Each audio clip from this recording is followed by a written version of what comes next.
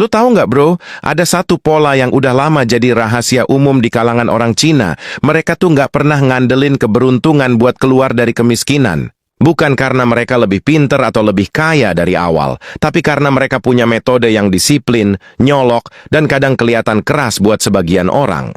Mereka percaya bahwa miskin itu kondisi tapi tetap miskin itu pilihan. Dan pilihan itu dibentuk dari cara lo bersikap setiap hari. Bukan cuma dari peluang besar yang jarang lewat. Makanya, kalau ada satu hal yang bikin mereka jarang banget stuck di titik paling bawah, itu karena mereka punya pola hidup yang fokus ke perubahan yang bisa diciptakan, bukan yang ditunggu. Yang pertama kali mereka pegang itu cara berpikir. Mereka selalu mulai dari hal kecil yang bisa dikontrol dan bukan dari keluhan. Buat sebagian orang, keluhan itu kayak angin lewat. Tapi buat mereka, keluhan itu sinyal bahwa ada sesuatu yang harus dibenerin dalam cara hidup.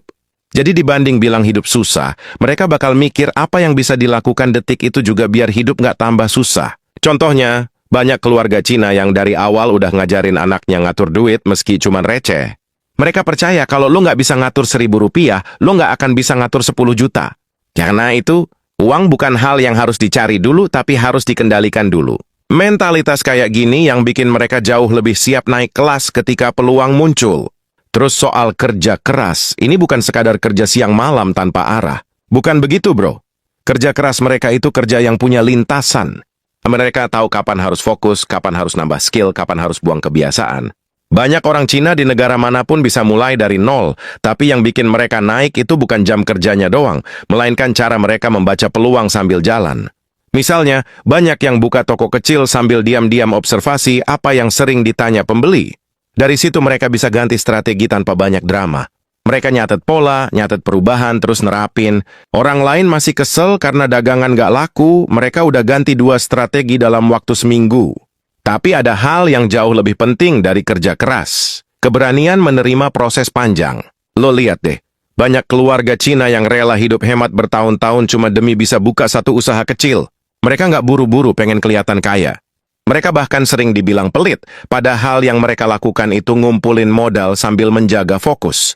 Buat mereka gaya hidup itu selalu belakangan. Yang utama adalah punya pondasi.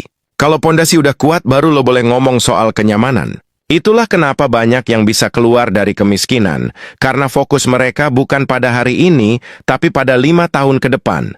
Lalu ada satu metode penting yang jarang banget dibahas.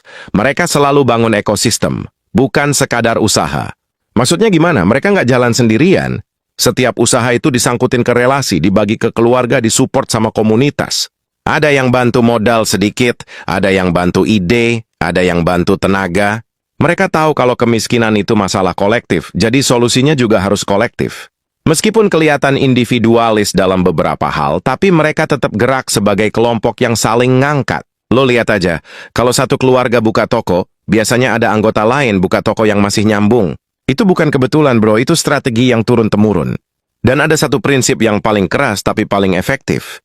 Mereka selalu belajar dari kegagalan tanpa merasa gagal. Buat banyak orang, kalah itu memalukan.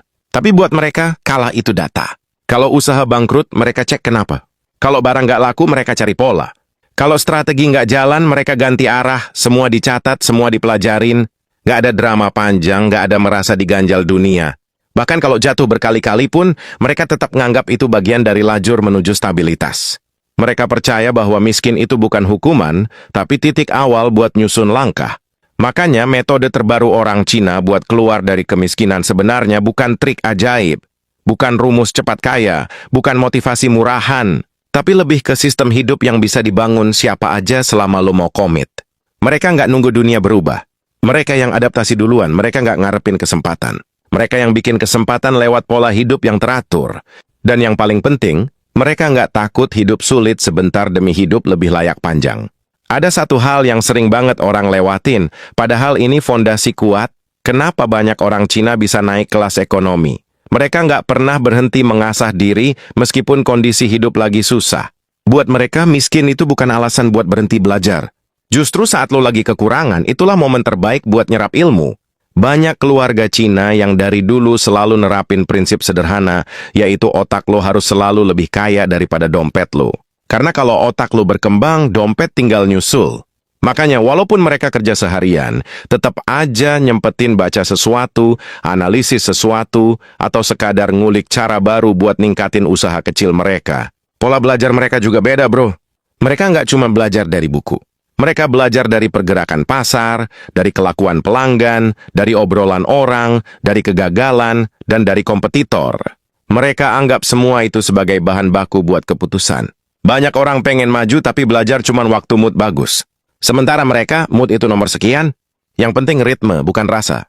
Kalau lu pengen keluar dari kemiskinan, lu butuh ritme yang lebih kuat dari alasan buat berhenti. Di titik ini, lo bakal ngeliat kalau kemajuan bukan soal cepat, tapi soal konsisten. Dan konsistensi itu jarang banget dimiliki orang yang hidupnya kebanyakan ikut arus. Tapi yang paling mengagetkan adalah bagaimana mereka memperlakukan uang kecil. Buat orang umum, uang kecil itu remeh. Tapi buat mereka, itu bibit modal. Mereka percaya bahwa uang kecil yang dikumpulin dengan disiplin bakal ngasih ruang buat ambil keputusan besar di masa depan. Sementara kalau lo terus buang uang kecil buat hal yang nggak penting, lo bakal terus kejebak di situ-situ aja tanpa punya kesempatan manuver. Inilah kenapa banyak orang Cina lebih suka hidup sederhana di awal. Bukan karena mereka nggak mampu beli yang lebih mewah, tapi karena mereka sadar bahwa hidup sederhana itu bikin mereka lebih gesit. Gesit ambil peluang, gesit menghadapi risiko, gesit buka usaha. Ada satu kebiasaan penting yang sering gue lihat dari keluarga Cina yang baru mulai bangkit. Mereka selalu nyiapin dana khusus yang bukan buat belanja, bukan buat gaya, tapi buat keputusan taktis. Dana kayak gini dipakai kalau ada orang yang lagi jual barang murah, toko yang bisa diambil alih, atau peluang kecil yang bisa jadi besar kalau disentuh dengan strategi benar. Jadi bukan soal pelit atau hemat berlebihan, tapi mereka membangun ruang buat bergerak. Banyak orang miskin yang makin miskin karena mereka hidup tanpa ruang buat ambil keputusan. Semua terasa darurat, semua terasa terpaksa. Mereka nggak punya modal buat menghindari jebakan, apalagi buat ambil peluang. Ya sementara orang Cina menganggap modal itu bukan sekadar uang, tapi kebebasan buat pilih arah. Lalu ada satu aspek yang jarang dibahas, tapi ini kuncinya. Mereka selalu ngukur kemampuan diri sendiri secara jujur. Mereka nggak merasa paling pinter, nggak merasa paling hebat, tapi juga nggak minder. Dan mereka tahu kapasitasnya ada di mana, terus mereka atur strategi di situ. Kalau cuma mampu buka usaha kecil, mereka mulai dari situ dulu, bukan langsung ngambil langkah yang bikin mereka megap-megap. Mereka percaya kalau satu langkah kecil yang kuat lebih berharga daripada 10 langkah gede yang mudah ambruk. Disinilah letak kerendahan hati mereka dalam berjuang, tapi sekaligus ketegasan mereka dalam memutuskan. Sebagian orang mungkin ngelihat mereka kayak ambisius banget, tapi kenyataannya bukan ambisi yang dorong mereka. Yang dorong mereka itu rasa tanggung jawab buat ngangkat hidup keluarga. Mereka nggak mau anaknya ngerasain tekanan ekonomi yang sama.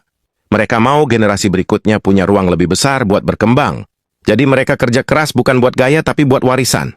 Dan warisan itu bukan cuma harta, tapi pola pikir, prinsip hidup, dan kebiasaan yang bisa ditiru sambil berdiri tegak. Selain itu, mereka jarang banget nyalahin keadaan. Sekalipun kondisi ekonomi lagi buruk, mereka tetap mikir gimana cara beradaptasi. Mereka nggak menunggu negara sempurna, lingkungan ideal, atau situasi stabil. Mereka justru ngelatih diri buat tetap maju walaupun keadaan nggak ngedukung. Karena kalau lo cuma bisa maju saat situasi bagus, lo nggak akan pernah maju jauh. Mereka tahu bahwa dunia ini nggak pernah jadi tempat yang sepenuhnya adil. Jadi yang harus diperkuat itu bukan rasa protes, tapi kemampuan bertahan dan kemampuan membaca sinyal perubahan. Dan lo harus tahu, bro, mereka itu jago banget ngelola keseimbangan antara resiko dan keamanan. Mereka berani ambil langkah, tapi tetap punya perhitungan. Mereka berani buka usaha baru, tapi tetap punya dana darurat. Mereka ngikutin peluang, tapi tetap punya rencana cadangan. Mereka jarang banget gambling. Buat mereka, hidup bukan taruhan. Hidup itu strategi. Dan strategi yang baik itu bukan yang bikin lo berdebar, tapi yang bikin lo punya jalur pulang kalau keadaan tiba-tiba berubah. Satu hal terakhir yang sering gue perhatiin adalah bagaimana mereka memandang waktu. Mereka nggak buru-buru sukses dalam 1 atau 2 tahun. Mereka ngelihat perjalanan hidup kayak maraton panjang. Jadi kalau satu usaha gagal hari ini, itu bukan masalah besar. Mereka masih punya puluhan tahun buat nyoba lagi. Kesabaran seperti ini yang bikin banyak orang Cina bisa bertahan menghadapi tekanan ekonomi yang berat. Mereka nggak pernah lelah nyoba. Mereka cuma berhenti sebentar buat mikir, bukan buat menyerah. Ada satu hal besar yang jarang disadari kebanyakan orang ketika ngomongin cara keluar dari kemiskinan. Bukan cuma kemampuan dan kerja keras yang nentuin hasil akhirnya, tapi juga kemampuan lo buat menciptakan lingkungan yang mendukung. Orang Cina ngerti banget bahwa lingkungan bisa ngebentuk karakter, kebiasaan, dan ritme hidup seseorang.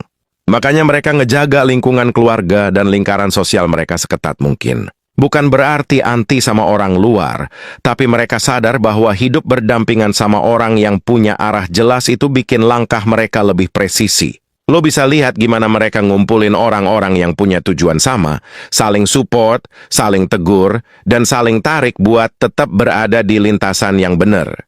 Mereka punya kebiasaan sederhana tapi ngena, ngobrolin masa depan lebih sering daripada ngomongin keluhan. Mereka bahas strategi, bukan gosip. Mereka bahas peluang, bukan drama. Dari kecil aja, anak-anak mereka udah dibiasain dengerin obrolan tentang cara ngatur uang, cara dagang, cara manfaatin waktu, sampai cara ngelola risiko. Jadi mindset itu kecetak sejak dini. Sementara banyak orang yang tumbuh di lingkungan yang ngomongin masalah terus, akhirnya mentalnya kebentuk buat nyalahin keadaan. Dan begitu mental itu kebentuk, susah banget buat ngelepasin karena pola pikir itu nempel ke keputusan sehari-hari tanpa disadari. Tapi bukan cuma lingkungan yang bikin mereka beda. Mereka itu jagonya ngatur energi. Lo pasti pernah lihat bagaimana mereka kerja tanpa banyak buang waktu. Mereka nggak suka nunda, nggak suka manis-manis di awal. Mereka lebih suka beresin tugas berat duluan biar sisanya ringan. Kebiasaan kayak gini bikin mereka lebih produktif dibanding orang yang kerja banyak tapi arahnya berantakan. Mereka ngerti bahwa setiap menit yang lewat itu punya harga. Dan harga itu bakal kelihatan nanti ketika keputusan kecil hari ini ngejalanin hasil besar di masa depan. Karena itu mereka nggak remehin tugas sepele kayak nyatet pemasukan, ngecek stok, ngatur harga, atau ngelihat pola pembeli. Semua detail itu penting karena detail adalah fondasi dari usaha yang stabil. Hal lain yang jarang disorot adalah keberanian mereka buat ngaku salah dan muter arah. Banyak orang yang kalau udah ambil satu langkah buruk, gengsinya gede buat balik dan ganti strategi. Sementara orang Cina cenderung lebih realistis. Kalau sesuatu nggak jalan, ya ditinggal.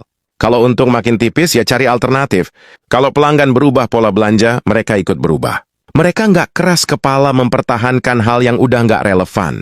Buat mereka, salah itu bukan aib, tapi penunjuk arah. Dan penunjuk arah itu nggak datang dari teori, tapi dari ngadepin kenyataan dengan kepala dingin. Selain itu, mereka punya keunggulan besar dalam hal memandang usaha sebagai perjalanan yang berkembang pelan tapi pasti. Banyak orang pengen hasil cepat, pengen perubahan instan, pengen sukses dalam hitungan bulan. Sementara orang Cina ngerti bahwa naik kelas ekonomi itu hasil dari akumulasi keputusan kecil yang disiplin selama bertahun-tahun. Mereka sabar banget ngumpulin modal, ngatur pengeluaran, ngembangin usaha sedikit demi sedikit, tanpa harus selalu pamer keberhasilan. Mereka nggak butuh validasi dari luar.